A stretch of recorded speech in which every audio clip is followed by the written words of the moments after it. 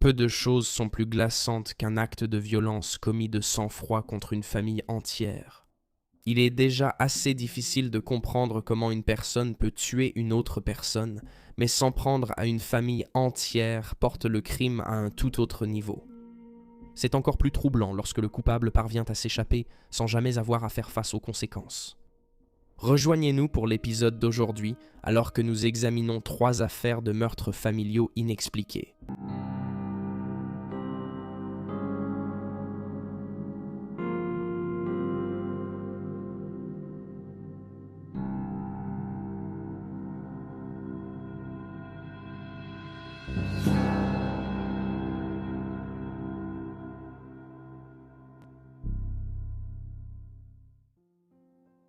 La famille Einstein. Au petit matin du 3 août 1944, des soldats allemands lourdement armés sont arrivés dans une villa à Rignano Salano, un village situé à 20 km de Florence, en Italie. Les troupes se tenaient devant la maison de Robert Einstein, un ingénieur et le cousin du célèbre physicien théoricien Albert Einstein, et bien sûr, elles n'étaient pas animées de bonnes intentions. Les soldats sont entrés dans la maison, cherchant la moindre trace de Robert, mais il n'était pas là. Il s'était déjà caché à cause de son nom et de ses origines juives. Les seules personnes qu'ils ont trouvées étaient les membres de sa famille, sa femme, Kesarina, sa fille de 27 ans, Lucie, et sa fille de 18 ans, Sissi. Ses nièces, Lorenza et Paula, des jumelles de 17 ans, et leur mère, sa belle-sœur. Frustrés de ne pas trouver Robert, les soldats ont commencé à saccager la résidence. Ils ont enfermé les femmes dans une pièce au rez-de-chaussée et ont mis la maison sans dessus-dessous.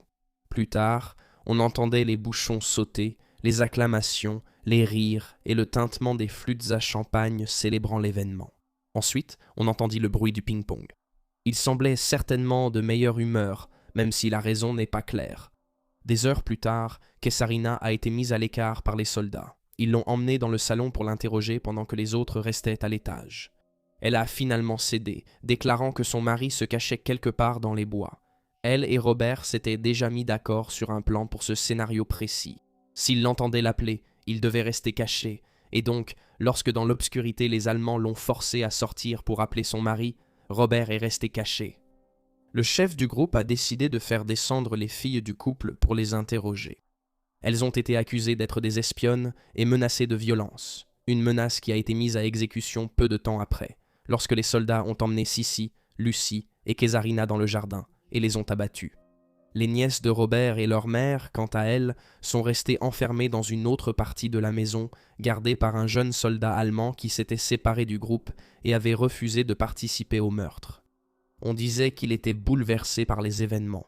Une fois la femme et les enfants de Robert morts, les soldats allemands ont déplacé les femmes restantes dans une remise à l'extérieur et les y ont enfermées avant de mettre le feu à la résidence Einstein. Robert est retourné à la maison après avoir entendu les coups de feu tonitruants et vu l'incendie rugissant. Sa belle-sœur et les jumelles lui ont appris que sa femme et ses filles étaient mortes, et dans les jours qui ont suivi, submergé par la culpabilité, la tristesse et la fureur, il a tenté de mettre fin à ses jours, mais sans succès. Les troupes alliées sont arrivées au village peu de temps après, et Robert a décidé de demander leur aide pour retrouver les responsables des meurtres, espérant que son nom de famille aurait du poids auprès des troupes britanniques. Peu de preuves ont été retrouvées lors de cette première enquête. Un élément notable sur place était un papier affirmant que la famille de Robert avait été tuée car considérée comme espionne et juive alors qu'elle ne l'était pas. Robert a continué à chercher des réponses, utilisant la position respectée de son cousin pour encourager une enquête approfondie. Mais malgré tout, les hommes qui ont tué Kesarina, Sissi et Lucie n'ont jamais été identifiés. Les autorités ont appelé le jeune soldat chargé de surveiller les jumelles, espérant qu'il se retournerait contre ses pairs, mais il n'a jamais répondu. En 2007, l'affaire a été réexaminée une fois de plus, en commençant par un entretien avec l'une des jumelles, Lorenza. L'une des premières hypothèses de l'enquête était que le principal suspect vivait encore quelque part dans l'ouest de l'Allemagne. Quelques années plus tard, en 2011, l'émission de télévision allemande Case Number XY Unsolved, qui est similaire au programme Crime Watch de la BBC en ce qu'elle reconstitue les événements et lance des appels à témoins dans une affaire, a présenté les meurtres dans l'un de ses épisodes. L'émission voulait retrouver des témoins oculaires de l'époque pour obtenir des informations et a de nouveau lancé un appel aux jeunes soldats ayant refusé de participer au meurtre. Cependant, ils n'ont pas réussi. Dans le cadre de l'enquête en cours à cette époque, Lorenza est retournée en Allemagne, convaincue d'avoir identifié le principal instigateur des meurtres grâce à une photographie. Notamment, l'homme qu'elle a reconnu était également soupçonné d'avoir participé à un autre massacre de guerre, au cours duquel 174 civils italiens ont été assassinés par la 26e division blindée allemande. Ce massacre a eu lieu le 23 août 1944, et ce soldat en particulier a été condamné à la réclusion à perpétuité par contumace par un tribunal de Rome, l'Allemagne ayant refusé de l'extrader. On pense qu'il a vécu dans l'état du sud-est de la Bavière après la guerre. Il a ensuite été déclaré inapte à comparaître par les autorités allemandes. Personne n'a jamais été jugé ni condamné en lien avec le massacre de la famille de Robert Einstein. Robert lui-même s'est donné la mort le 13 juillet 1945 en prenant une overdose de somnifères. Ses nièces ont participé à un documentaire en 2016 dans lequel elles sont retournées sur les lieux du meurtre pour la première fois depuis 1944. Elles sont toutes deux décédées sans jamais voir la justice rendue pour elles ou leurs familles. Bien qu'il y ait eu beaucoup de spéculations au fil des années, il n'est toujours pas clair à ce jour si les soldats agissaient de leur propre chef ou s'ils suivaient des ordres venant de plus haut dans la hiérarchie. Les frères et sœurs Tan. À 6h35 du matin, le 6 janvier 1979, Tan Shai et Lee Mei-ying ont laissé leurs 4 enfants seuls dans leur appartement pendant qu'ils partèrent travailler. Le couple, qui vivait à Geylang Bahru, à Singapour, exploitait un service de minibus qui emmenait les enfants du quartier à l'école. Ainsi, ils se levaient très tôt et avaient laissé leurs propres enfants endormis. À 7h10, leur mère a appelé la maison familiale pour les réveiller pour l'école. Lorsqu'elle n'a pas eu de réponse immédiate, elle a rappelé. Toujours rien.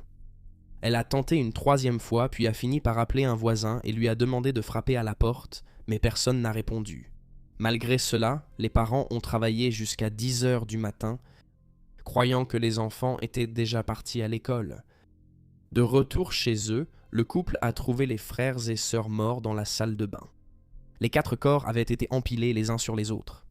Ils portaient encore leurs t-shirts et leurs sous-vêtements de nuit, et ils avaient subi de profondes entailles au visage. Kok Pen, âgé de 10 ans, l'aîné des enfants, avait subi les blessures les plus graves, son bras ayant été presque entièrement sectionné, tandis que la plus jeune, Chin Ni, âgée de 5 ans, avait subi les blessures les plus légères. Malgré cela, les blessures restaient violentes. Chaque enfant, y compris ceux du milieu, Kok In, âgé de 8 ans, et Kok Soon, âgé de 6 ans, avaient subi 20 coups de lame chacun. Après l'arrivée de la police sur les lieux, ils ont constaté qu'ils avaient très peu d'éléments avec lesquels travailler. Le coupable avait pris de grandes précautions pour ne laisser aucune preuve, et les seules traces retrouvées étaient quelques taches de sang dans l'évier de la cuisine, ce qui suggérait que le criminel s'était senti suffisamment à l'aise pour se laver les mains avant de partir. La maison était propre et bien rangée, comme elle avait été laissée, ce qui a permis d'écarter le cambriolage comme mobile, et il n'y avait aucun signe d'effraction. Les armes du crime ont été identifiées comme un couperet et une dague, bien qu'aucune d'elles n'ait jamais été retrouvée. Les détectives ont indiqué que Kok Pen, le fils aîné, s'était défendu, comme le montrent les longues mèches de cheveux trouvées dans sa main, ce qui expliquerait la brutalité de sa mort. Le seul mobile que la police a pu avancer est qu'il s'agissait d'une affaire de vengeance, bien qu'on ne sache pas exactement de quoi il s'agissait. Ils ont conclu que les meurtres étaient prémédités et probablement commis par quelqu'un de proche de la famille, car cette personne savait apparemment qu'après la naissance de leur plus jeune enfant, Lee avait subi une stérilisation, ce qui signifiait qu'elle ne pouvait plus avoir d'enfant. Le coupable a envoyé au couple une carte du Nouvel An chinois 2 ans après le crime, avec le message à l'intérieur « Maintenant, vous ne pouvez plus avoir de descendance. Ha !» Elle était signée « Le meurtrier » et entièrement rédigée en chinois. De plus, elle s'adressait aux parents par leur surnom, ce qui renforce la théorie selon laquelle le coupable était quelqu'un de proche de la famille. Les témoins dans cette affaire étaient rares, les voisins n'ayant pas souvenir d'avoir entendu des cris, de la détresse ou d'autres bruits de violence. Un témoin oculaire était un chauffeur de taxi qui a signalé qu'un peu après l'heure du crime, qui aurait eu lieu entre 6h35 et 7h10 du matin, il avait pris en charge un passager étrange. Il a décrit l'homme comme ayant une 20aine d'années, le côté gauche couvert de sang. Il portait un couteau qu'il a tenté de dissimuler, mais l'a heurté contre la porte en entrant dans le véhicule. Lors de l'identification, le conducteur a désigné un voisin et un ami de la famille surnommé Oncle. Cependant, Oncle n'a jamais été inculpé pour le crime et a finalement été relâché par la police faute de preuves. Il n'y a jamais eu de condamnation dans cette affaire, mais plusieurs théories ont circulé au fil des décennies. Première théorie, Oncle aurait eu une liaison avec Lee et tué ses enfants quand elle a refusé de quitter son mari. Une autre théorie suggère que les enfants auraient été tués par vengeance après que les parents ont acheté un billet de loterie pour Oncle ou un autre membre de la famille, à sa demande. Cependant, après avoir acheté le billet et découvert qu'il contenait les numéros gagnants, la famille a déclaré avoir oublié de l'acheter afin de pouvoir garder les gains pour eux-mêmes. Apparemment, après avoir acheté ce billet de loterie, la famille a acheté le minibus pour leur entreprise. On ne sait pas d'où vient cette théorie. La dernière théorie dans cette affaire, qui a été suggérée par le frère de Lee, est que le couple a participé à un système de tontine dans lequel les derniers membres survivants recevraient l'argent mis en commun par tous les autres participants.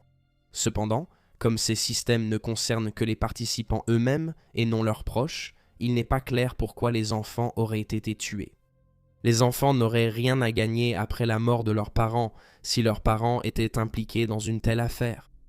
Quoi qu'il en soit, l'État n'ont nié toutes ces théories, affirmant qu'il n'y avait ni liaison, ni billet de loterie, ni système de tontine. L'affaire reste non résolue à ce jour.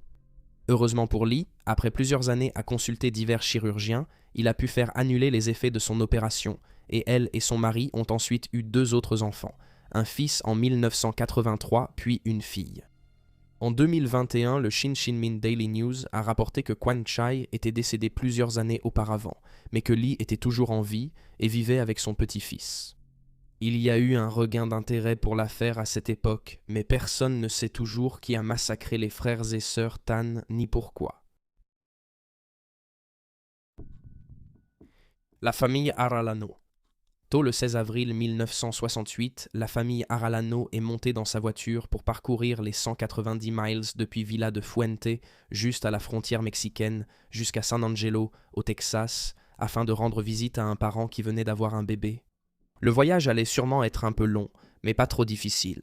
Après tout, ce n'était pas la première fois qu'il faisait ce genre de trajet. Il connaissait l'itinéraire, avait vécu dans l'Iowa et parlait anglais couramment.